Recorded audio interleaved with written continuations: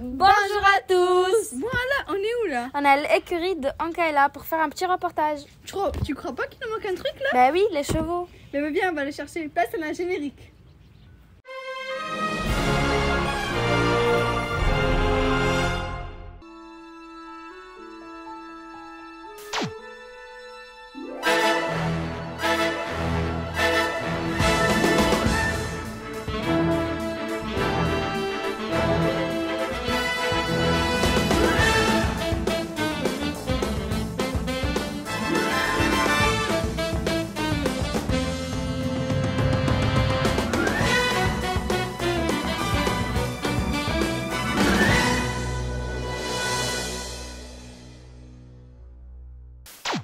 J'ai une question, William. Est-ce que tu es déjà venu ici dans une écurie? Non, je suis jamais venue ici et puis j'ai jamais fait de l'équitation.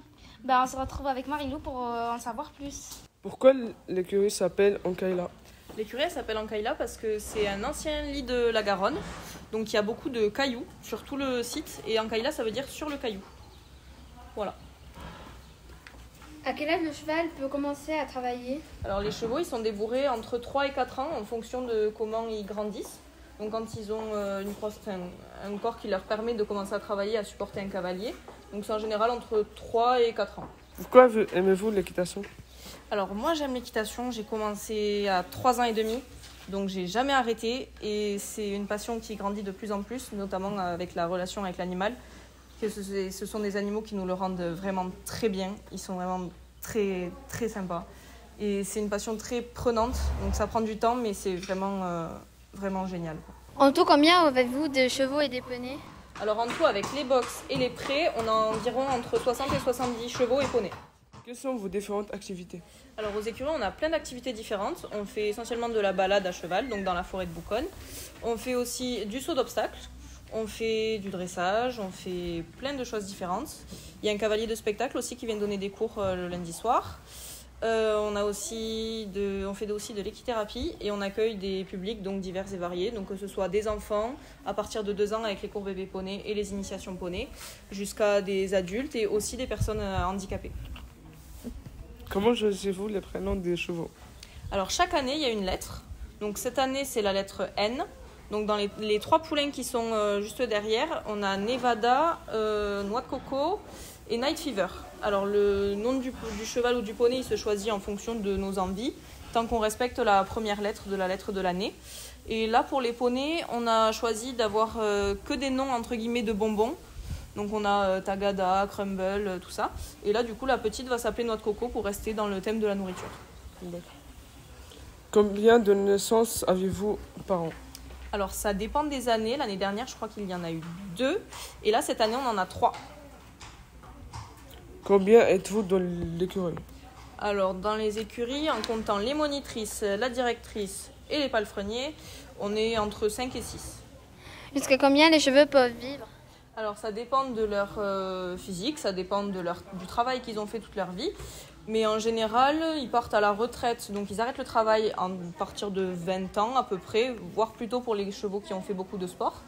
Et après, ils vivent jusqu'à 35, 40 grands max, vu qu'ils vivent au pré. Après, ça dépend de l'entretien aussi. Avez-vous un vétérinaire attitré? Oui, on a un vétérinaire qui vient à l'écurie, enfin pour toute l'écurie. Après, il y a des propriétaires qui préfèrent garder leur vétérinaire qui les suit s'ils ont changé d'écurie. Avez-vous des chevaux maltraités? Alors, on peut en accueillir quand les refuges n'ont plus de place. Là, actuellement, on n'en a pas, mais c'est une possibilité, oui. Comment a évolué cette écurie au fil du temps? Alors, au début, c'était une petite écurie de propriétaires, donc il n'y avait que des gens à qui leurs chevaux leur appartenaient. Ensuite, on a développé les balades en 2016. L'écurie a ouvert en 2009. Et après, on a commencé l'école d'équitation, donc avec les cours. Et là, on a développé de plus en plus les activités pour les enfants, donc avec les initiations poney. Voilà. Est-ce que tu crois qu'il y a des champions ici? Oui, j'ai rencontré Popo. C'est qui Popo? Popo, c'est un cheval qui a été sélectionné à un jeu olympique. Du coup, c'est aussi sportif ici. Oui, viens, on va voir Stéphanie, va plus nous expliquer. Ça va? Bonjour. Bonjour. Quelles sont les différentes disciplines sportives en équitation?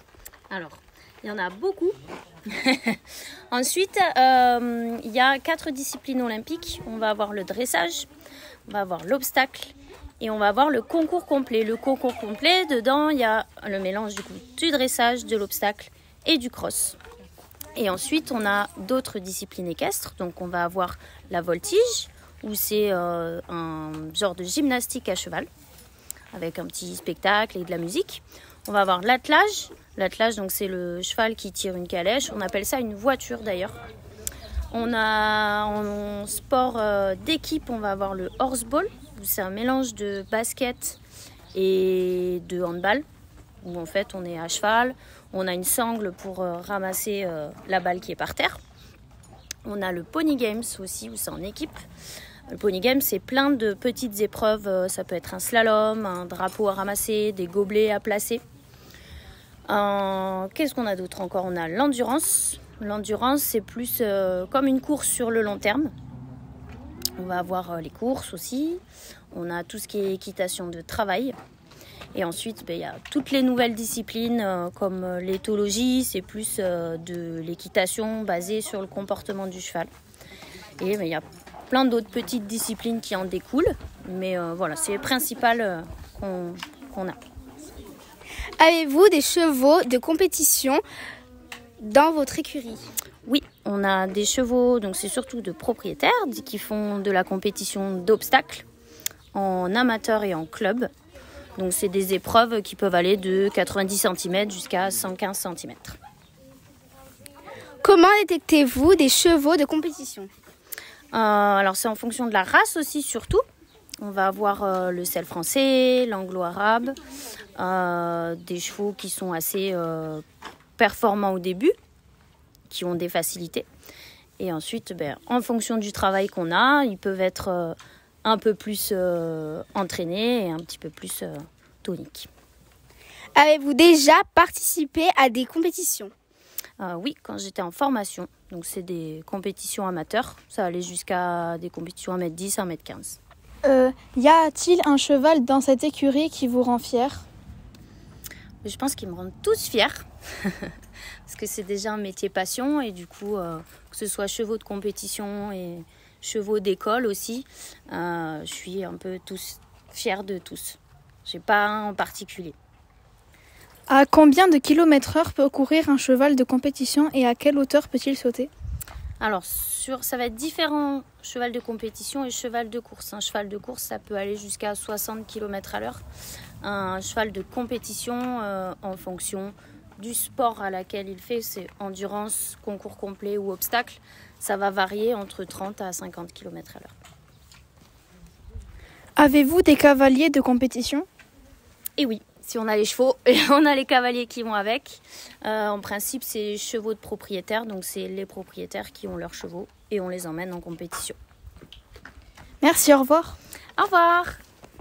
Bon, ça va être l'heure de se quitter là. Mais par contre, j'ai perdu William.